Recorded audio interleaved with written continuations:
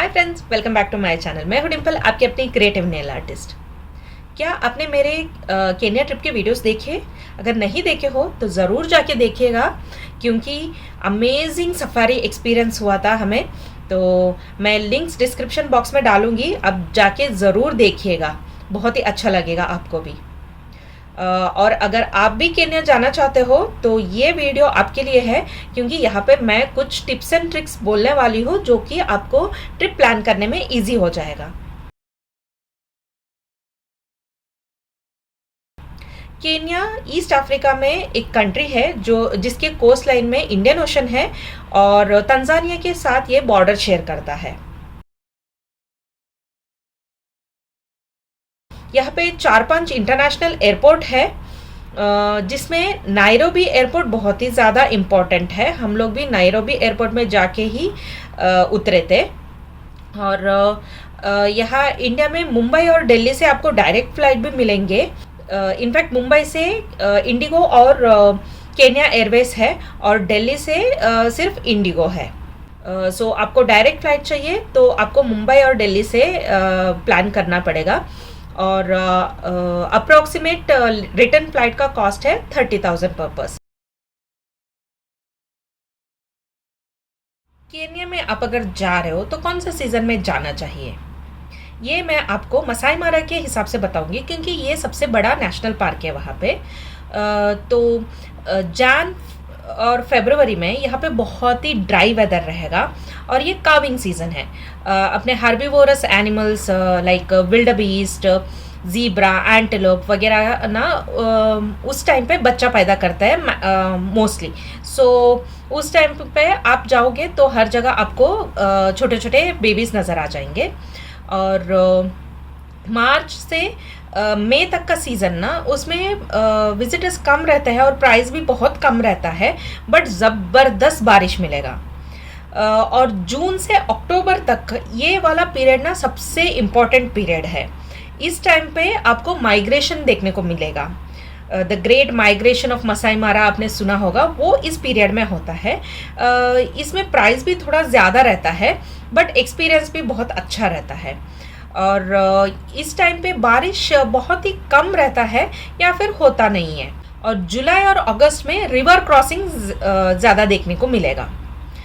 उसके बाद नवंबर दिसंबर में पूरा दिन बारिश रहेगा, तभी प्राइस कम रहेगा, बट बारिश की वजह से एक्सपीरियंस उतना कुछ खास नहीं रहेगा।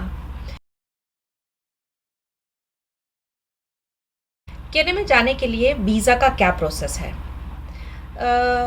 हम लोग जब गए थे तो ई वीज़ा अप्लाई करके गए हुए थे, बट अभी वीज़ा फ्री कर दिया है।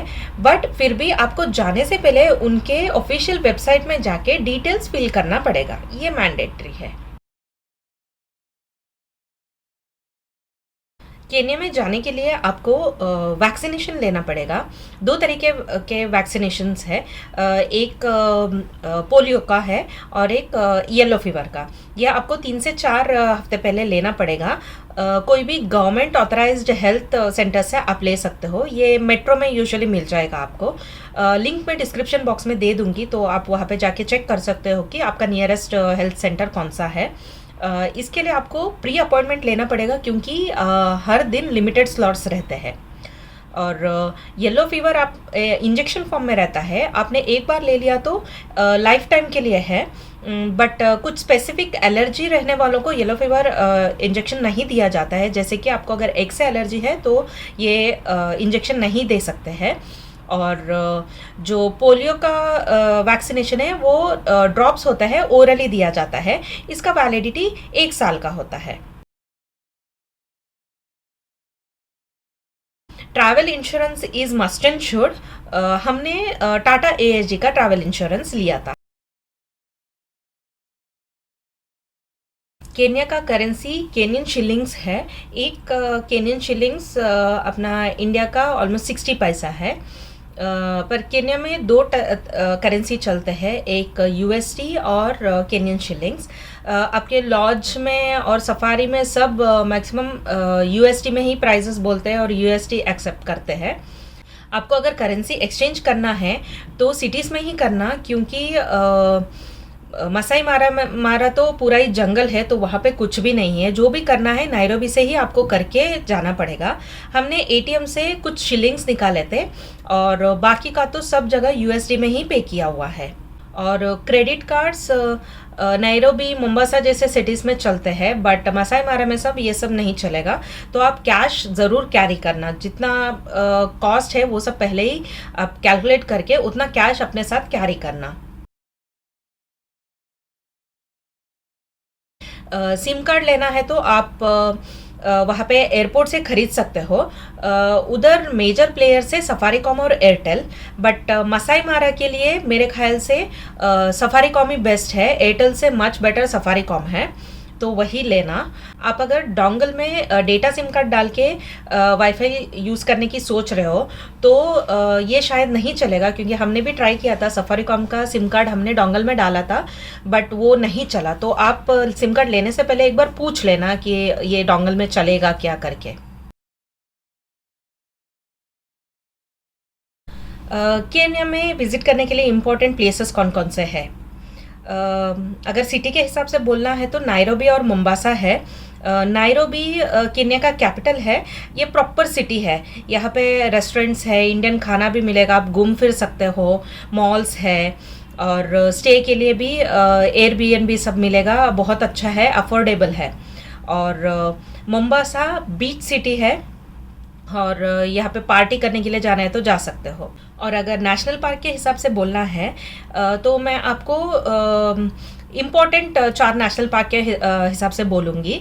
उनमें से सबसे मेन फर्स्ट है मसाई मारा नेशनल पार्क, जो आपको अगर सिर्फ सफारी करना है और आपके पास नंबर ऑफ डेज कम है तो आप ज़रूर सिर्फ और सिर्फ मसाई मारा नेशनल पार्क में जाना, क्योंकि यहाँ पे बहुत सारे एनिमल्स है, सब वैरायटी के एनिमल्स है। आपका सब कुछ कवर हो जाएगा यहाँ के सफारी में, तो कोई और नेशनल पार्क में जाने की ज़रूरत ही नहीं है। और नेक्स्ट नेशनल पार्क है अम्बोसेली। यहाँ का लैंडस्केप मसाई मारा से डिफरेंट है। और अगर आपको ग्रुप में बड़े बड़े हाथी देखने की इच्छा है तो अम्बोसेली आप जा सकते हो।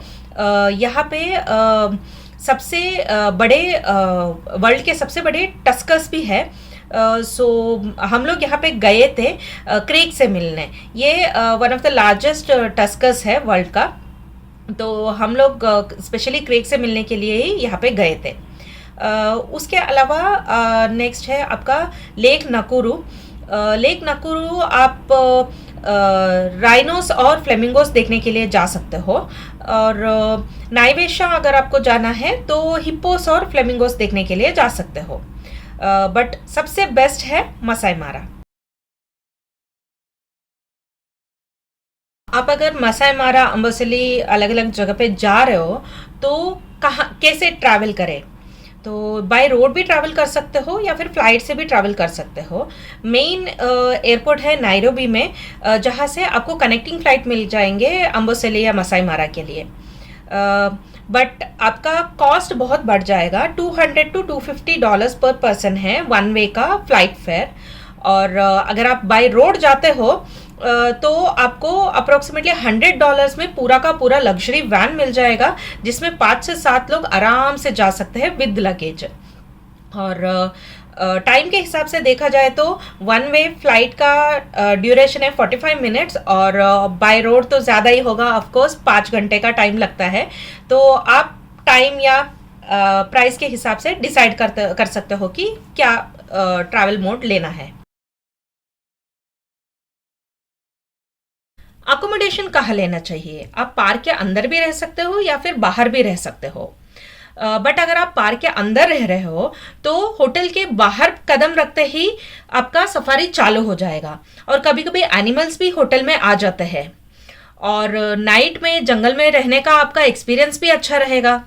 और अगर आप बाहर रुकते हो, भले ही आपका कॉस्ट थोड़ा कम रहेगा, बट सुबह सुबह आपको सफारी के लिए पार्क के गेट के एंट्रेंस में बहुत लंबा लाइन मिलेगा, तो आपका टाइम वहाँ पे बहुत वेस्ट हो जाएगा। तो सफारी का टाइम थोड़ा कम हो जाएगा, क्योंकि अर्ली मॉर्निंग में ही आपको बहुत ज़्यादा एनिमल्स दिखेंगे और सनराइज सब देखने मिलेगा, तो इसलिए वो टाइम बहुत कीमती है। अंदर बाहर आने जाने में टाइम वेस्ट मत करना, आप पार्क के अंदर ही अकोमोडेशन लेना। और ये जो होटल्स है वो पार्क के अंदर है कि बाहर है कि कैसे पहचाने?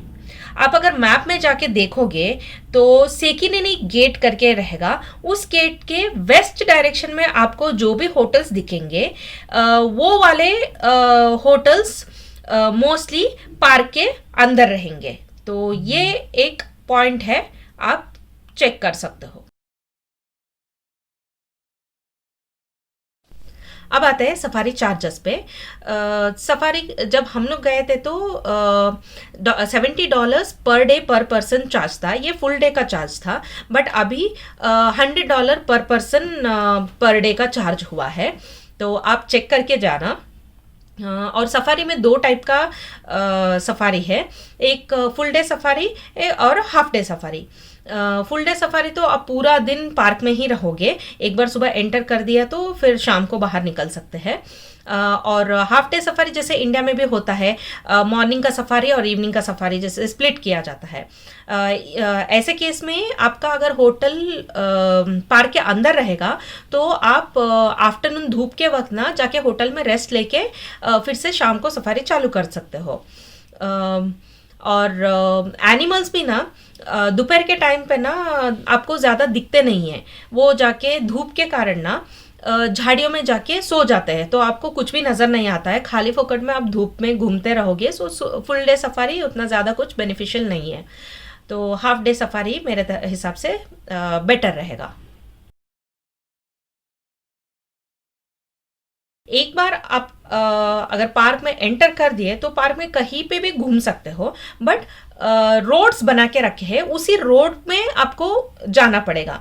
बट अगर आपको कभी एनिमल सब बुश में जाके रहेंगे, बहुत दूर रहेगा, तो उसके पास जाके थोड़ा देखना है कब सब रहता है, तो वो लोग ज़्यादातर रोड के बीच में नहीं आते हैं, तो उनके पास तक जाके देखना है तो ऑफ रोड परमिट ले लेना। ये परमिट ना रहेगा ना, तो अगर ज़्यादा व्हीकल्स आसपास नहीं रहेंगे तो आप एनिमल के पास तक गाड़ी लेके जा सकते हो। तो ये एक अच्छा चीज़ है, यहाँ पे आप ऑफ रोड परमिट लोगे तो आपका एक्सपीरियंस और भी बेटर रहेगा। तो इसका हमने $350 फॉर अ वीक दिया था।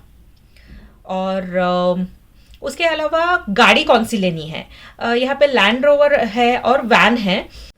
मैं सजेस्ट करूँगी लैंड रोवर ही लेना, क्योंकि इसमें विजिबिलिटी अच्छी है और सीट सब हाइट में है वैन के कंपैरिजन में, और ऑफ रोडिंग के लिए भी बहुत अच्छा है, और ये ओपन है, ओपन जीप है, तो इसमें आपका एक्सपीरियंस और भी अच्छा रहेगा वैन के कंपैरिजन में। आप अपने साथ सफारी में गाइड भी बुक करके लेके जा सकते हो, सो दैट वो आपको अच्छे से गाइड करेगा कहाँ पे जाना है, कहाँ पे एनिमल दिखेगा, और कहीं हंट हो रहा हो, किल हो रहा हो, तो वहाँ पे सब आपको लेके जाएगा प्रॉपरली। बट मैं ये सजेस्ट करूँगी कि आपका गाइड ही ड्राइवर रहेगा ना, तो आप अपना एक्स्ट्रा खर्चा भी बचा सकते हो। तो आप जब भी होटल बुक करोगे ना, गाइड, खाना, स्टे सब कुछ रहने वाला एक फुल पैकेज ले लेना, वो आपको बेटर रहे। सफारी के दौरान आपको जंगल के अंदर कोई टॉयलेट नहीं मिलेगा, आपको ड्राइवर को इन्फॉर्म करना पड़ेगा, सो दैट वो सेफ्टी सब चेक करके कोई एक बुश या ट्री के पास आपको आपका गाड़ी रोक देगा, और फिर आपको वहीं पे जाना पड़ेगा।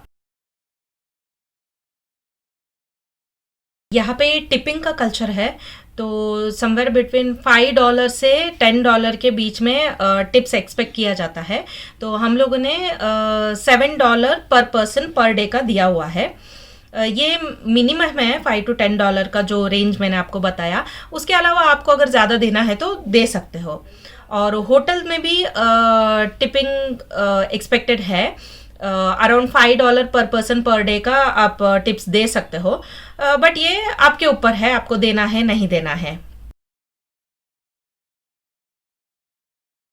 फूड और पानी ये सब अच्छा है नहीं है, ये आप कौन सा होटल चूज़ करते हो उसके ऊपर डिपेंडेंट है। थोड़ा देख के अच्छा होटल चूज़ करना, सो दैट आप फूड या वाटर कंटामिनेशन अवॉइड कर सकते हो। और जंगल में पानी उतना रिलायबल नहीं है, तो हम लोगों ने क्या किया था, जब नैरोबी से आ रहे थे तो हमने एक बड़ा सा क्रेट पानी का उठा लिया था, और बाकी तो हमने वही का पानी बॉईल करके पिया था। केटल लेक अवेलेबल था उधर, तो उसमें बॉईल करके पिया था। बट कुछ होटल्स ना आपको बॉटल्ड वाटर भी दे देंगे।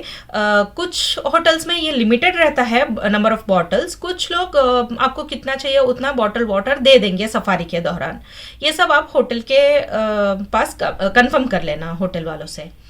और आपको यहाँ पे इंडियन खाना भी मिल जाएगा, बट ये सब ना आप कौन सा होटल में रुकते हो उसके ऊपर डिपेंडेंट है, तो आप बुक करने से पहले उनको पूछ लेना। बहुत सारे होटल में आपको छोले भटूरे भी मिल जाएंगे, तो वो सब आप पूछ लेना। पर